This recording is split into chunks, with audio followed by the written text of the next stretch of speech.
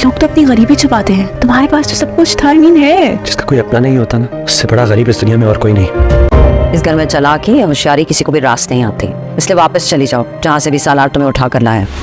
इसे जो कुछ चाहिए था इसे बता दिया मैंने तो तुमसे कहा था कि इसे इस शादी में जो इंटरेस्ट है वो सिर्फ चंद पैसों की आता है। जी आपने तो कहा था आप मेरा मान कभी नहीं तोड़ेंगी।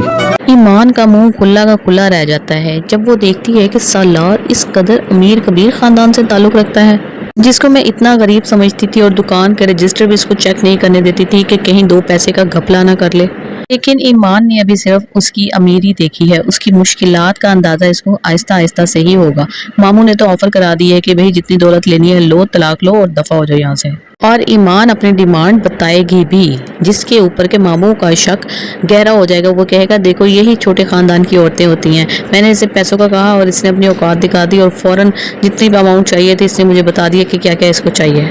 ईमान है तो बहुत तेज़, शातिर और चालाक, और सौतेली माँ इसको पहचान जाती है और कहती है कि हमारे घर में कोई चालाकियाँ जो है ना वो किसी को रास नहीं आती, वो क्योंकि उसने खुद चालाकियों में PhD की हुई होती है। और इसी तरीके से सालार की दौलत पर कब्जा जमाने की कोशिश करते हैं जिसमें कि वो बुरे तरीके से नाकाम हो रहे होते हैं। तो वही चीज़ सबक वो ईमान को सिखाती है कि भाई ऐसा मत करना।